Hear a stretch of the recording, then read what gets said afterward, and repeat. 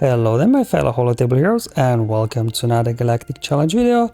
Hopefully you had a relaxing weekend and that you're looking forward to start your week.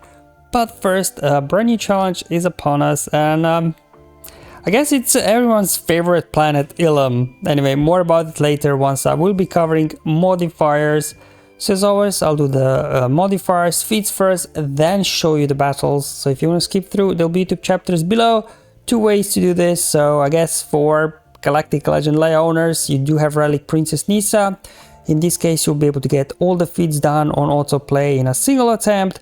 For those of you that don't, probably as long as you have kind of those, C3PO Ewok requirements done, you should be at least be able to get the gold crate. If not, you settle for silver, don't bother with Ewok feat, and you still get your 2 Omicrons.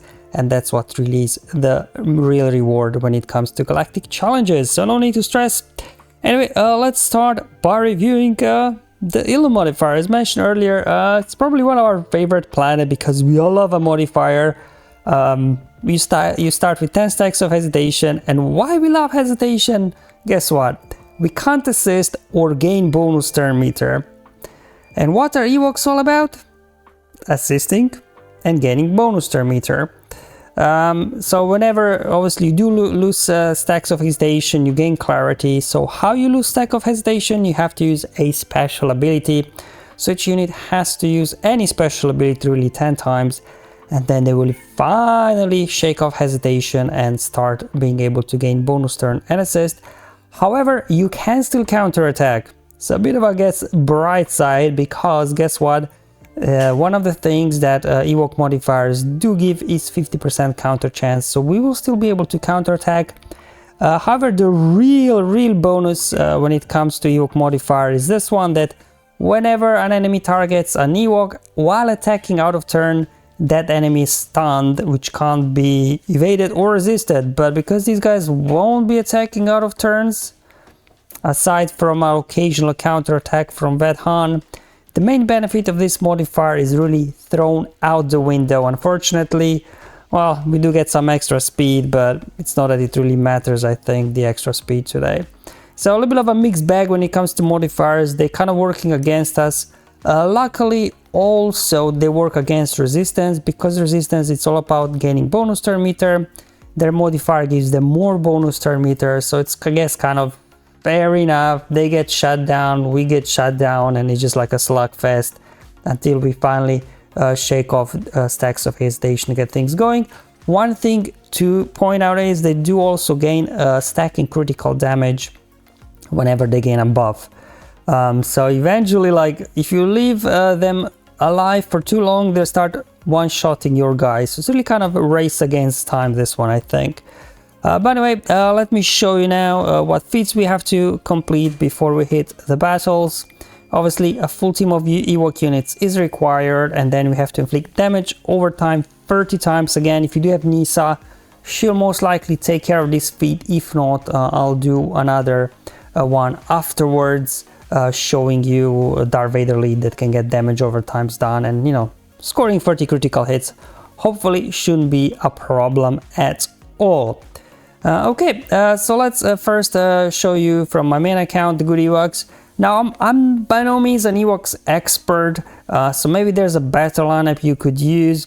I just thought it's good to have Elder there for the revives, because I did start losing my Ewoks. We need obviously Nisa there. She's the engine of the Ewoks once she finally loses all the hesitation.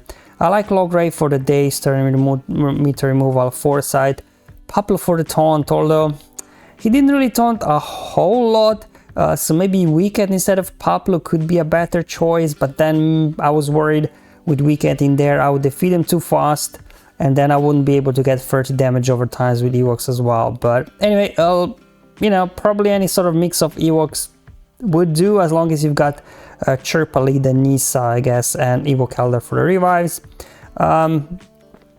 Basically, I have to go after Holda first. She's constantly be taunting anyway, so I decided to go after her. Then I get 4 set up, and now I'm going to go ahead and just hit full auto, because this will take a minute.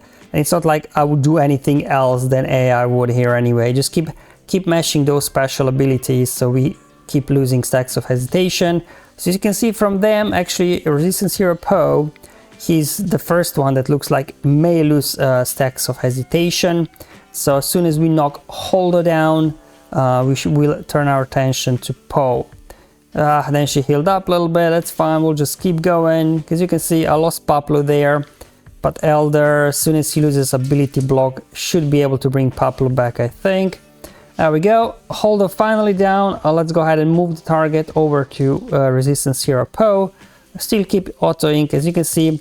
Also now both Logray and Nissa finally lost all stacks of hesitation, so they can now assist, gain bonus turn meter.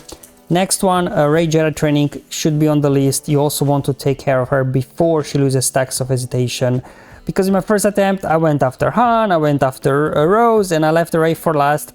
She lost all stacks of hesitation by then, which means she was able to gain bonus turn meter. And then all these debuffs we were applying just gives her more bonus turn meter. She's cleansing them off, and she's healing every time she dodges. She kept stacking up her critical damage because of the resistance modifier. So, you know, she started one-shotting my guys. So that's the turn order I went with, and it worked pretty well. Maybe I guess you could skip Hero Poe, but then he can be annoying with his days and stuns. That's why I went after him second and then Rey last. There you go, all the feats done in a single attempt here on full auto with Ewoks. I just made sure to get 4 set up first with Logray before hitting auto, because I think on auto he does his days turn removal ability first. This gives us now Red Crate, and like I mentioned before, if you don't have good Ewoks, a tier 6, pretty much kind of like C3PO requirements. I mean, there is a Relic 5 Paplo in here, but I don't think it made a whole lot of difference, to be honest. You can see a big difference here. The enemies, they don't have all the Zetas and everything.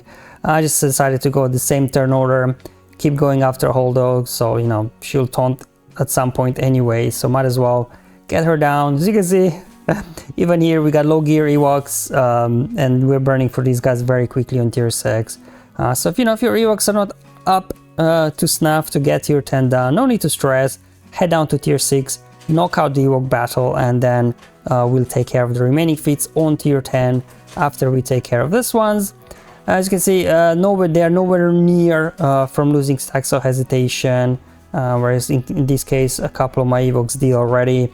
Knock it out, and there we go, tier 6 Ewok feats done. And now we're going to go ahead and hop here on tier 10. We got Darth Vader lead, Palpatine lead, I guess not useful here, we can't gain bonus turn meter, but at least with Vader lead we get some turn meter removal, so we can do that with our guys. Throw him for the fracture, Malak, you know, for being Malak. Bring in some sort of pre-taunt, because Rey will go first and mind trick somebody, so you don't want, you know, that she puts removes turn meter from one of your guys, and then try there for the isolation and the dispels for your safe allies. Okay, hopping in the battle now. There we go, we need a pre-taunt to eat it up, and we can now go into Merciless. And obviously Force Crash will be our source of damage over times, so I'm gonna go ahead and pop it. Then we're just gonna do a round of basics. Rey, of course, dodging, why wouldn't she, right? There we go, we got another Force Crash coming in already. I'm going to go ahead and swap turn meter here, drop an isolate on Holdo, and then I'm going to go ahead and fracture Rey, and then we can be on our way. Although looking back at this battle, probably better would be just to maybe fracture Holdo and put isolation on Rey, just so, you know, once she drops the fracture, that she does not, you know, starts getting bonus turn meter and everything, and cleansing debuffs as well. So maybe a bit more optimal would be to do that, but anyway, I just kept going. As you can see, we had another Merciless coming in, another Force Crush. Let's go ahead, another turn for Vader. I'm gonna chuck the Calling Blade, finish off Rose. There we go. Unfortunately, because I still have stacks of hesitation, Darth Vader was not able to gain bonus turn meter when he defeated Rose. But anyway, we'll just keep going here. Let's go ahead, finally get Rey out of here. And from here on out, things become very straightforward. To be honest, they can't do a whole lot. Finish off Poe. Come on, get him down. And that's it. That now on tier 10 completed for me, you know, the damage over time feat. And of course, the critical hits as well, which in this account, it unlocked the gold crate, which, you know, is not bad at all, I think, as well. Alright guys, so that's all for today's video. Hopefully it was useful and helpful. Let me know in the comments below or on my Discord servers how you guys are getting on. But until then, have fun, enjoy life, and may the RNG be with you, my friends.